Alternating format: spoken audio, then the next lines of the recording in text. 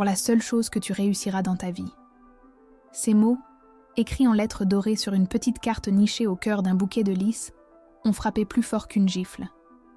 Nous étions au milieu de la cour du lycée, juste après la cérémonie de remise des diplômes du baccalauréat. Mon père, Marc, me serrait dans ses bras, les yeux brillants de fierté, tandis que ma belle-mère, Sandrine, me tendait les fleurs avec un sourire qui n'atteignait pas ses yeux. J'ai lu la carte, et un silence glacial est tombé autour de nous. Puis, quelques cousins ont gloussé, pensant à une mauvaise blague. Le rire s'est propagé, un murmure cruel qui a effacé la musique et les félicitations. J'ai levé les yeux, mon père fronçait les sourcils, confus, mais Sandrine a simplement haussé les épaules, feignant une innocence parfaite. Le parfum écœurant des lys m'a envahi, et j'ai senti le monde se réduire à ce petit morceau de carton. Une humiliation publique, orchestrée par la femme qui partageait la vie de mon père. Mon cœur ne s'est pas brisé. Il s'est durci. Le déjeuner de célébration qui a suivi s'est déroulé dans un bouchon lyonnais traditionnel, chez Georges. Un endroit normalement chaleureux et bruyant. Mais pour moi, l'air était lourd, saturé de non-dits. Assise à la grande table familiale, je pouvais sentir les regards curieux sur moi, les chuchotements étouffés. Je faisais semblant de sourire, de répondre aux questions sur mes projets d'études, jouant mon rôle à la perfection. Sandrine, elle, rayonnait. Elle était au centre de l'attention, racontant des anecdotes sur ma prétendue tête en l'air, me dépeignant comme une enfant chanceuse mais un peu perdue. Chaque rire de sa part était comme une nouvelle piqûre. Je la regardais lever son verre, son bracelet en or brillant sous la lumière tamisée, et je me suis sentie incroyablement seule. Si vous avez déjà vécu un moment où votre douleur est devenue le spectacle de quelqu'un d'autre, abonnez-vous à la chaîne, aimez la vidéo et racontez votre histoire dans les commentaires. J'aimerais beaucoup vous lire. Ce qu'ils ignoraient tous, c'est que ma prétendue distraction cachait une vigilance de tous les instants. Depuis 2 ans, je passais mes samedis au bureau de la petite entreprise de BTP de mon père. Officiellement, pour apprendre le métier. En réalité, pour réparer les dégâts causés par Sandrine. C'est elle qui gérait une partie de la comptabilité, et j'avais découvert son petit manège, de fausses factures de fournisseurs, des virements discrets vers son compte personnel, des petites sommes qui, accumulées, mettaient à l'entreprise en péril. Pour protéger mon père, pour ne pas détruire son bonheur fragile, je n'avais rien dit. Au lieu de ça, j'ai travaillé en silence. 10 heures non rémunérées par semaine, à corriger les registres, à jongler avec les paiements pour éviter les découverts, utilisant même mon propre argent de poche pour combler les trous. J'avais calculé, près de 1 440 € sortis de mes économies en 18 mois. Un sacrifice invisible pour maintenir à flot le rêve de mon père. Alors que le serveur apportait les desserts, j'ai senti le poids froid et rectangulaire de la clé USB dans mon sac à main. Elle contenait tout. Les scans des factures originales et des versions falsifiées, le tableur Excel détaillant les 28 750 € détournés, et la copie d'un virement de 3 000 € pour un fournisseur fictif, Matériaux du Bois. Sandrine me regardait de l'autre côté de la table, un air de triomphe sur le visage, persuadée de m'avoir anéantie. Elle me voyait comme une adolescente fragile, une simple note de bas de page dans sa vie parfaite. Elle ne se doutait pas que son acte de cruauté n'avait pas été une fin, mais un déclencheur. Elle venait de me donner la permission de ne plus protéger son mensonge. Elle pensait que ce bouquet était la fin de mon histoire, sans savoir qu'il marquait le début de la sienne. La seule chose qui me manquait encore, c'était le moment parfait, et il approchait à grands pas. Ce souvenir de déjeuner n'était que le dernier maillon d'une longue chaîne de mépris discret. Tout a commencé il y a 7 ans, quand Sandrine est entrée dans nos vies. Au début, elle était un souffle d'air frais pour mon père, veuf depuis trop longtemps. Elle riait fort, organisait des dîners, remplissait la maison de nouvelles couleurs. Mais j'ai vite remarqué les petites choses. La photo de ma mère qui disparaissait de la cheminée pour atterrir sur une étagère moins visible. Les histoires de mon enfance qu'elle racontait, en se les appropriant, modifiant les détails jusqu'à ce que ma mère n'y figure plus. Mon père, affamé de bonheur, ne voyait rien. Il voyait une femme qui l'aimait et qui prenait soin de sa fille. Moi, je voyais une femme qui effaçait méthodiquement le passé pour mieux s'implanter dans le présent. Chaque sourire qu'elle m'adressait était un calcul, chaque compliment une façon de prendre ma mesure, de trouver mes failles pour mieux les exploiter plus tard. La situation a basculé il y a 2 ans, lorsque j'ai commencé à aider mon père dans son entreprise de BTP, Construction Morel & Fils. C'était une fierté pour lui, un moyen de me transmettre son héritage. Sandrine, qui gérait une partie des comptes, m'a accueilli avec un enthousiasme suspect, me parlant de l'importance d'apprendre la valeur de l'argent. C'est en classant des factures un samedi après-midi que j'ai vu la première anomalie. Une facture de 800 € pour des fournitures de plomberie d'une entreprise dont je n'avais jamais entendu parler. L'adresse était dans une autre région. J'ai posé une question innocente à mon père, qui a balayé ma remarque d'un geste de la main. « C'est Sandrine qui gère ça, elle sait ce qu'elle fait. » Mais une petite voix dans ma tête me disait que non, elle ne savait pas, ou plutôt, elle savait très exactement ce qu'elle faisait. Le doute s'est installé, froid et persistant, comme une fissure dans un mur porteur. J'ai alors commencé ma double vie. Officiellement, j'étais l'étudiante qui venait donner un coup de main. Officieusement, j'étais devenue la gardienne silencieuse des finances de mon père. Chaque week-end, pendant près de 10 heures, je passais les comptes au peigne fin. Je comparais les bons de commande avec les factures, je vérifiais les numéros de SIRET des fournisseurs.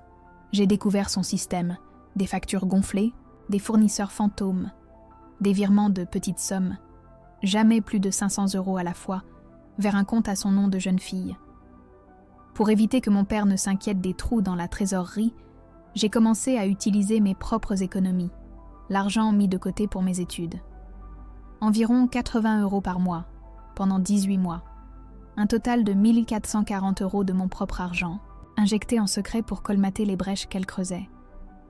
J'étais épuisée, mais la peur de voir l'entreprise de mon père s'effondrer était plus forte que ma fatigue. Pendant que je sacrifiais mes soirées et mon argent, Sandrine s'achetait des sacs de luxe et des bijoux, se plaignant avec un sourire narquois que les affaires étaient un peu dures en ce moment. Chaque nouvel achat était une insulte à mon sacrifice. Elle me voyait comme une enfant naïve, trop absorbée par ses études pour comprendre le monde des adultes.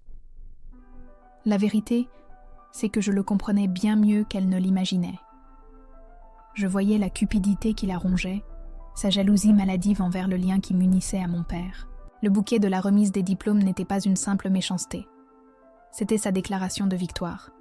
La preuve, selon elle, que j'étais insignifiante, un simple accessoire dans sa vie parfaitement orchestrée. Elle pensait m'avoir mise à ma place.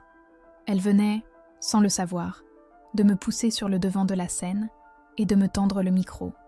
Assise à cette table de restaurant, au milieu des rires et du bruit des verres qui trinquent, je la regardais en face.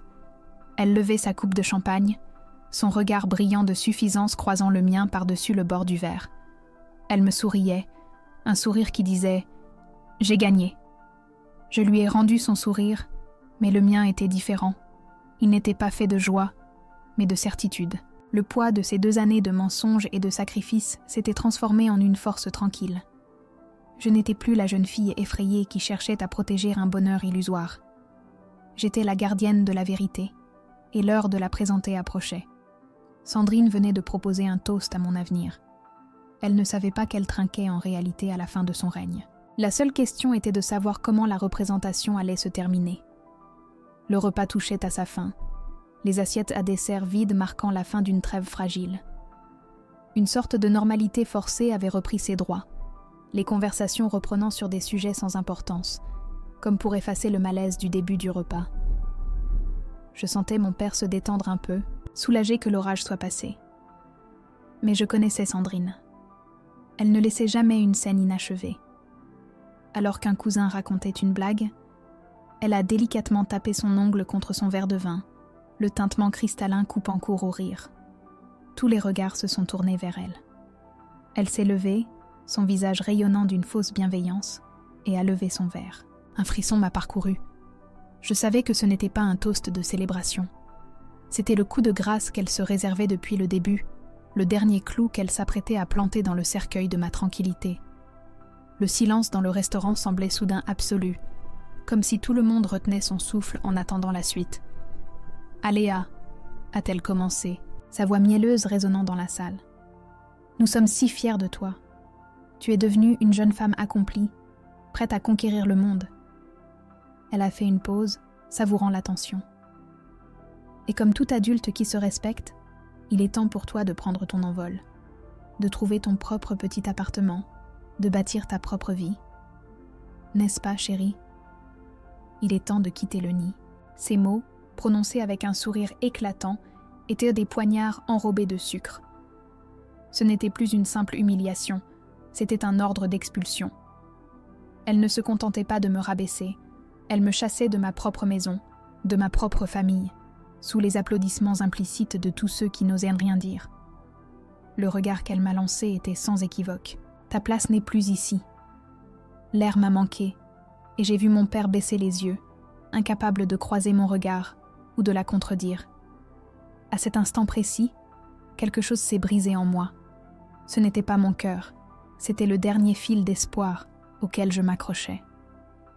L'espoir que mon père finirait par voir, que mon silence et mes sacrifices seraient un jour reconnus. J'ai compris que j'avais passé des années à protéger une illusion. Le bonheur de mon père n'était pas un trésor fragile, c'était une cage dorée dont Sandrine tenait la clé, et il s'y complaisait. Mon sacrifice n'avait servi qu'à financer son train de vie et à renforcer son emprise. J'ai senti le poids froid de la clé USB dans mon sac, non plus comme un fardeau, mais comme une encre. Le bruit des couverts, les murmures, tout s'est estompé. Il ne restait plus que son visage triomphant et la certitude glaciale qui s'installait en moi. La peur de la confrontation venait de s'évaporer, remplacée par une clarté absolue. Je ne devais plus protéger personne. Je devais me protéger, moi. Autour de la table, les visages affichaient un mélange de gêne et de pitié. Quelques cousins ont regardé leur assiette, tandis que ma tante Cécile fusillait Sandrine du regard, ses lèvres pincées de colère. Mais personne n'a parlé. Personne n'a dit « c'est sa maison aussi ». Personne n'a défendu la jeune fille de 18 ans qui venait de se faire mettre à la porte devant toute sa famille. Ce silence collectif a été la dernière preuve dont j'avais besoin. Il a validé ma solitude et, paradoxalement, il m'a libérée. Je n'avais plus de loyauté à préserver, plus d'apparence à sauver. La douleur sourde qui m'habitait depuis des années s'est transformée en une énergie froide et puissante. Sandrine pensait m'avoir achevée, m'avoir réduite au silence pour de bon. Elle ne réalisait pas qu'en me poussant au-delà du point de rupture, elle venait de réveiller la seule personne capable de la détruire. J'ai lentement relevé la tête et j'ai croisé son regard. Elle attendait mes larmes, ma fuite, ma défaite. Au lieu de ça, je lui ai offert un léger sourire. Un sourire calme, dénué de toute émotion visible. J'ai pris mon verre d'eau, mes gestes étaient lents, délibérés. Chaque seconde qui passait était une confirmation.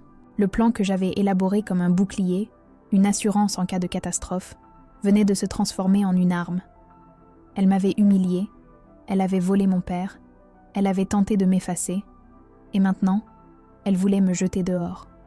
Elle venait de me donner la permission de tout arrêter, de mettre fin à la mascarade. Et je savais exactement comment j'allais le faire. Le spectacle n'était pas terminé. Le meilleur était encore à venir, et j'allais en être la metteuse en scène. Je me suis excusée discrètement, prétextant un besoin d'air frais, et j'ai quitté la table. Dehors, le bruit de la rue lyonnaise m'a enveloppée, un vacarme bienvenu qui a étouffé les murmures et les rires forcés du restaurant. J'ai marché quelques pas sur le trottoir, le cœur battant non pas de tristesse, mais d'une rage froide et lucide. Les larmes que Sandrine espérait voir ne sont pas venues. À la place, une certitude s'est installée. La douleur de l'humiliation, la solitude ressentie face au silence de ma famille, tout cela s'est transformé en un carburant inattendu. Je n'étais plus une victime passive subissant les événements. J'étais une observatrice qui venait de comprendre les règles d'un jeu cruel. Et dans ce jeu, Je réalisais que j'avais une carte maîtresse que personne ne soupçonnait. Le vent frais sur mon visage ne m'a pas calmée, il a aiguisé ma détermination. La question n'était plus de savoir si je devais agir, mais comment orchestrer ma réponse pour qu'elle soit aussi publique et inoubliable que l'offense. J'ai sorti mon téléphone. Mes doigts ne tremblaient même pas. J'ai composé le numéro de ma tante Cécile, la sœur de ma mère. Elle a répondu à la première sonnerie, sa voix inquiète. Je n'ai pas pleuré, je n'ai pas crié. D'une voix égale, je lui ai raconté le bouquet, la carte et le toast de Sandrine me chassant de la maison. Il y a eu un long silence à l'autre bout du fil, puis elle a dit des mots qui ont agi comme un baume et une permission. Elle a franchi une ligne, ma chérie. Tu as le droit de te défendre. La vérité n'est pas une méchanceté. Cette simple phrase a validé tout ce que je ressentais. Ce n'était pas moi qui allais briser la famille. La famille était déjà brisée, maintenue par une façade de mensonges que je m'épuisais à préserver. Cécile ne m'a pas dit quoi faire. Elle m'a simplement donné la force de faire ce que je savais déjà être nécessaire. Elle en a été la seule à voir ma douleur, et en la reconnaissant, elle m'a rendu mon pouvoir. En raccrochant, le plan s'est dessiné dans mon esprit, clair et implacable. Sandrine avait choisi une scène publique pour m'humilier, utilisant un toast, un symbole de célébration, pour m'exclure. J'allais utiliser exactement les mêmes outils pour révéler la vérité. Pas de cris, pas d'accusations désordonnées. Je devais être calme, chirurgicale. Mon contre-toast ne serait pas une vengeance, mais un acte de protection. Je n'allais pas l'attaquer personnellement, j'allais défendre l'entreprise de mon père, son héritage, la seule chose qui lui restait de ses propres parents. La clé USB dans mon sac est devenue le symbole de cette action. Elle n'était plus une simple sauvegarde de preuves, elle était le point final que j'allais mettre à des années de manipulation. Je n'avais plus peur de la réaction de mon père. La vérité, même douloureuse, était préférable à l'illusion confortable dans laquelle il s'était enfermé. Je suis retournée à l'intérieur, le visage serein. L'atmosphère à table était lourde. Les conversations étaient rares et forcées. Mon père évitait mon regard, le visage fermé par la culpabilité et la confusion. Sandrine, quant à elle, sirotait son café, l'air satisfait, persuadée d'avoir remporté la bataille. Elle me voyait comme une enfant vaincue. Elle ne voyait pas la femme qui venait de prendre la décision la plus importante de sa vie. J'ai glissé ma main dans mon sac et mes doigts se sont refermés sur le petit rectangle de plastique froid de la clé USB. C'était incroyable de penser qu'un si petit objet contenait de quoi faire exploser tout notre univers. Je l'ai serré dans ma paume, une encre dans la tempête silencieuse qui faisait rage autour de moi. Chaque rire forcé, chaque regard fuyant ne faisait que renforcer ma résolution. Le spectacle de Sandrine était terminé. Le mien allait bientôt commencer. J'ai attendu que le serveur débarrasse les tasses à café, un moment de flottement, où l'attention de tous était diffuse. C'était le moment parfait. Le calme avant que tout le monde ne commence à rassembler ses affaires pour partir. J'ai pris une profonde inspiration, non pas par nervosité, mais pour rassembler mes forces. J'ai croisé le regard de ma tante Cécile à l'autre bout de la table. Elle m'a fait un imperceptible hochement de tête, un signe de soutien silencieux qui a fini de sceller ma décision. J'ai attrapé mon verre d'eau, encore à moitié plein. Le contact du verre froid contre ma peau a ancré mes pensées. J'ai regardé mon père, puis Sandrine, puis toute l'assemblée qui m'avait regardé souffrir en silence. Lentement, délibérément, je me suis levée. Le bruit de ma chaise raclant légèrement sur le sol a suffi à faire taire les quelques conversations restantes. Tous les yeux se sont tournés vers moi. Le silence est revenu, mais cette fois, c'était le mien. « Merci, Sandrine », ai-je commencé, ma voix étonnamment stable et claire dans le silence soudain. Ce bouquet est mémorable, tout comme ta carte. J'ai tendu la main et j'ai pris le petit carton blanc posé à côté d'Élise. Sandrine m'a regardée avec un mélange de mépris et de curiosité, un petit sourire suffisant flottant sur ses lèvres. Elle pensait que j'allais me plaindre, peut-être pleurer. J'ai tourné la carte vers l'assemblée et j'ai lu les mots à voix haute, lentement, en détachant chaque syllabe. pour la seule chose que tu réussiras dans ta vie. Un frisson a parcouru la tablée. Les sourires gênés se sont figés. Les regards se sont baissés. L'humiliation n'était plus mon fardeau privé. C'était désormais un malaise collectif, exposé sous la lumière crue du restaurant. Mon père a froncé les sourcils, semblant enfin comprendre la cruauté du geste. Sandrine, elle, a simplement levé un sourcil, comme si elle me mettait au défi de continuer. « Mais tu as raison », ai-je poursuivi en posant délicatement la carte sur la nappe blanche. Mon regard a balayé la table avant de se poser sur mon père. Il est temps pour moi de grandir, d'entrer dans le monde des adultes et de prendre des responsabilités. Et ma toute première décision d'adulte, ma première action en tant que femme qui ne se cache plus, c'est de protéger la seule chose qui compte vraiment, l'héritage de papa, l'entreprise que papy lui a laissée. Mes mots n'étaient pas accusateurs. Ils étaient factuels, presque solennels. J'ai alors plongé la main dans mon sac et j'en ai sorti la petite clé USB noire. Je l'ai tenue entre mon pouce et mon index, la présentant à tous. Un objet si petit, si insignifiant en apparence, mais qui contenait le poids de 2 années de mensonges. La confusion a remplacé la gêne sur les visages de ma famille. Ils ne comprenaient pas le lien, mais le regard de Sandrine a vacillé pour la première fois. Je me suis tournée vers mon père, ignorant complètement sa femme. J'ai avancé d'un pas et j'ai déposé la clé USB sur la table, juste à côté de son assiette. « Papa, ceci est pour toi. C'est un résumé des 18 derniers mois.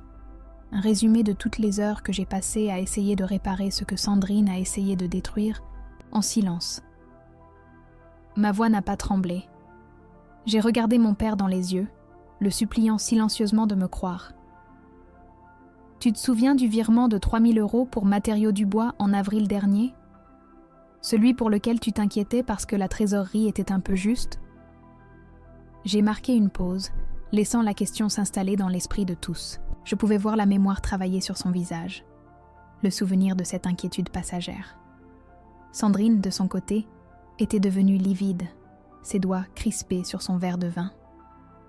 J'ai continué, ma voix toujours aussi calme, presque chirurgicale. Ce fournisseur, Matériaux du Bois, n'existe pas, papa. L'argent n'a jamais servi à acheter du ciment ou des briques. C'était l'acompte pour la nouvelle voiture de Sandrine. Tout est sur la clé. Ça, et les 28 750 autres € qu'elle a détournés en 2 ans. Le silence qui a suivi était assourdissant, plus lourd que tout ce que j'avais jamais connu. Mon père a baissé les yeux vers la petite clé noire, comme s'il s'agissait d'un serpent. Son visage s'est décomposé, passant de la confusion à l'incrédulité, puis à une horreur absolue. Il a levé la tête, non pas vers moi, mais vers Sandrine. Sa lèvre inférieure tremblait. Sa voix n'était qu'un murmure rauque, brisé, qui a traversé la table comme une onde de choc. Quel matériau ? Ce n'était pas une question en colère. C'était le cri d'un homme dont le monde venait de s'effondrer. Sandrine a éclaté d'un rire nerveux et strident qui sonnait terriblement faux. « Oh Léa, tu es tellement dramatique. C'est une blague de très mauvais goût. Tu essaies de te venger pour une petite carte. » Mais personne ne riait. Le regard anéanti de mon père était fixé sur elle, et son sourire s'est effacé. Son visage s'est durci, le masque de la femme charmante tombant pour révéler une fureur glaciale. « Tu mens !» a-t-elle craché en se levant si brusquement que sa chaise a basculé en arrière dans un grand bruit. « C'est une gamine jalouse et ingrate. » Elle a attrapé son sac à main, ses gestes saccadés trahissant sa panique. Sans un autre regard pour mon père ou pour qui que ce soit, elle a tourné les talons et s'est enfuie du restaurant, disparaissant dans la foule de la rue. Dans le silence qu'elle a laissé derrière elle, ma tante Cécile a posé une main chaude sur mon bras, un geste de fierté et de soutien qui valait tous les maux du monde. Le départ précipité de Sandrine a laissé un vide assourdissant, un silence si lourd qu'il semblait absorber tout le son du restaurant. Personne n'osait bouger.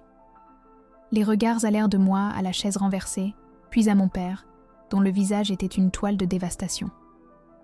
Il fixait la petite clé USB sur la nappe blanche comme si elle pouvait l'empoisonner par simple contact. Ma tante Cécile a serré mon bras plus fort, un ancrage silencieux dans la tempête. Lentement, comme un homme sortant d'un rêve, mon père a tendu une main tremblante et a ramassé l'objet. Il n'a pas regardé les fichiers. Il n'en avait pas besoin pour l'instant. Il m'a regardé, et pour la première fois depuis des années, j'ai vu au-delà du mari aveuglé. J'ai vu mon père, brisé et honteux. Sans un mot, il a glissé la clé dans sa poche, s'est levé, a posé quelques billets sur la table pour l'addition et a murmuré d'une voix rauque « On rentre ». La fête était terminée. Le trajet du retour s'est déroulé dans un silence de mort. Chaque virage dans les rues de Lyon semblait nous éloigner un peu plus de la vie que nous connaissions. Mon père tenait le volant, les jointures blanches, son regard fixé sur la route, mais je savais qu'il ne voyait rien. Arrivé à la maison, il n'a pas allumé les lumières du salon. Il s'est dirigé directement vers son bureau, la clé USB serrée dans sa main comme une relique maudite. La porte s'est refermée avec un clic sec, m'isolant dans le silence de la maison. J'ai attendu, assise sur le canapé, entourée des photos de famille qui semblaient maintenant me narguer. Des heures ont passé. J'ai entendu un bruit sourd, peut-être un poing frappant le bureau, puis plus rien. Il est sorti bien après minuit, le visage ravagé, les yeux rougis. Il s'est arrêté devant moi et sa voix était à peine un souffle. « Tu avais raison. Pardonne-moi de ne pas avoir vu. » Ce n'était pas une absolution, mais c'était un début. Dès le lendemain matin, l'atmosphère de la maison a changé. La tristesse a fait place à une détermination froide. Mon père était au téléphone avant même le lever du soleil, sa voix basse et ferme résonnant dans le couloir. J'ai entendu les mots « avocat », « expert comptable » et « procédure ». La sphère intime de notre drame familial venait de basculer dans le monde clinique et impersonnel de la justice. La machine était en marche, et elle était implacable. 3 jours plus tard, la demande de divorce était déposée. Un camion de déménagement est venu un après-midi, alors que Sandrine n'était pas là, pour vider la maison de ses affaires. Ses robes, ses parfums, les objets de décoration qu'elle avait choisis, tout a disparu. La maison semblait soudain plus grande, plus lumineuse, comme si elle pouvait enfin respirer. Mon père et moi nous croisions dans les pièces vides, 2 survivants arpentant silencieusement les ruines de leur ancienne vie, mais enfin libérés. Sandrine n'a pas abdiqué sans se battre. Elle a d'abord tenté la fureur, m'inondant de messages haineux, m'accusant d'être un monstre jaloux qui avait détruit son bonheur. Puis, elle a essayé la pitié, contactant des membres de la famille, pour se peindre en victime innocente d'une adolescente manipulatrice. Mais sa narration s'est heurtée à un mur de faits. L'audit commandé par mon père a confirmé chaque chiffre, chaque virement, chaque facture falsifiée que j'avais documentée. Face à la plainte pour abus de confiance et à la perspective bien réelle d'une peine de prison, son arrogance s'est finalement effondrée. Pour éviter le procès, elle a accepté un accord. Le remboursement intégral des 28 750 € en échange de l'abandon des poursuites pénales. Elle a tout perdu. Son mari, sa maison, son statut social. Sa punition n'a pas été le bruit d'un marteau de juge, mais le silence assourdissant de sa propre chute. Les mois qui ont suivi ont été une lente reconstruction. Mon père et moi avons réappris à nous parler, évitant le sujet de Sandrine, mais comblant le vide avec tout le reste. Nous avons reconstruit notre lien, non plus sur une paix fragile et illusoire, mais sur la solidité d'une vérité douloureuse. L'entreprise, libérée de sa sangsue, a commencé à se redresser. Mon père m'a offert un vrai poste à ses côtés, une proposition teintée de fierté et d'une immense culpabilité. Je voyais dans son regard la honte de sa cécité, mais aussi un soulagement infini. Il avait été libéré d'une cage dorée dont il ignorait l'existence. La tempête était passée, laissant derrière elle un paysage dévasté mais un horizon dégagé. Nous avions survécu, c'était certain, mais apprendre à vivre avec les cicatrices, à faire confiance à nouveau, cela s'annonçait comme un tout autre voyage, bien plus long et silencieux. Aujourd'hui, 6 mois se sont écoulés. Je vous parle depuis mon petit studio du quartier latin à Paris. La fenêtre donne sur une cour intérieure typique, bruyante et pleine de vie. L'odeur du café et des croissants chauds a remplacé le parfum écœurant des lys. J'ai commencé mes études de droit, une ironie qui ne m'échappe pas. Apprendre les règles qui régissent à la justice, après avoir dû créer la mienne, a quelque chose de profondément apaisant. Chaque matin, en marchant vers l'université, je ressens le poids de mon passé s'alléger un peu plus. Ce n'est pas de l'oubli, c'est une transformation. La douleur est devenue une fondation. La cicatrice d'une bataille que j'ai menée et remportée non pas contre Sandrine, mais contre mon propre silence. La solitude que j'ai choisie ici, à Paris, est une liberté, pas une punition. C'est la première page d'un livre que j'écris enfin pour moi-même, avec mes propres mots et selon mes propres termes. La relation avec mon père se reconstruit, lentement, comme un édifice fragile après un séisme. Il m'appelle chaque dimanche. Sa voix est toujours empreinte d'une culpabilité qu'il peine à dissimuler. Il ne demande jamais pardon directement, mais il le fait à travers ses gestes. Il s'intéresse à mes cours, m'envoie de l'argent dont je n'ai pas besoin, me raconte les progrès de l'entreprise avec une fierté nouvelle. J'ai pardonné sa cécité, mais je n'ai pas oublié le prix de son confort. J'ai appris que l'amour ne suffit pas, qu'il doit s'accompagner de courage et de lucidité. Notre lien est différent aujourd'hui, plus honnête. Il n'y a plus de place pour les illusions. Il me voit enfin pour qui je suis, non pas une enfant à protéger, mais la femme qui, paradoxalement, l'a sauvée en faisant tout voler en éclats. Nous avons perdu notre famille d'apparat, mais nous avons peut-être une chance de retrouver une véritable connexion, basée sur la vérité. Je ne pense presque plus à Sandrine. Son nom est devenu un murmure lointain, l'écho d'une vie qui n'est plus la mienne. La vengeance ne m'a jamais intéressée. Ce que je cherchais ce jour-là, au restaurant, ce n'était pas sa chute, mais ma propre libération.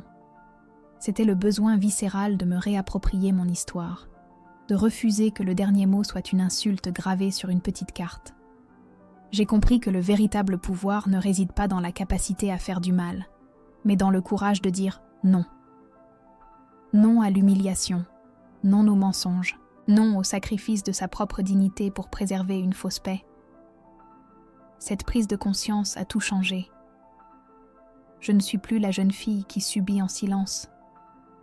Je suis devenue la gardienne de mes propres limites. Et cette certitude est une armure bien plus solide que toutes les murailles que j'avais tenté de bâtir autour du bonheur illusoire de mon père. La plus grande leçon de cette épreuve est que le silence, lorsqu'il est utilisé pour protéger un mensonge, finit toujours par empoisonner celui qui le garde. J'ai passé des années à croire que je protégeais mon père, alors qu'en réalité, je ne faisais que retarder une déflagration inévitable, tout en me consumant de l'intérieur. J'ai appris que la vérité, même si elle est brutale et dévastatrice, est la seule fondation saine sur laquelle on peut reconstruire. Elle nettoie, elle purifie, elle libère. L'injustice ne se nourrit pas de la méchanceté des autres, mais de notre propre passivité face à elle. Se défendre n'est pas un acte d'agression, c'est un acte de respect envers soi-même. C'est tracer une ligne dans le sable et affirmer que sa propre valeur n'est pas négociable. C'est la seule chose que l'on se doit, même lorsque le monde entier semble applaudir notre effacement. Ce soir, en regardant les lumières de la ville s'allumer, je ne ressens ni amertume ni colère. Je ressens une paix profonde, celle que l'on trouve après avoir traversé la tempête et atteint l'autre rive. Mon avenir est une page blanche, et pour la première fois de ma vie, je n'ai pas peur de ce que j'y écrirai. J'ai appris à faire confiance à ma propre voix, à mon propre jugement. L'humiliation publique que j'ai subie est devenue ma plus grande force, le catalyseur qui m'a obligée à me choisir. Enfin, mon histoire n'est pas une tragédie, c'est un récit de survie et de reconquête. Elle m'a coûté une famille, mais elle m'a offert ma propre vie. Je sais maintenant que je suis capable de tout affronter, non pas parce que je suis indestructible, mais parce que je sais désormais ce que je vaux. Et vous, que feriez-vous à ma place ?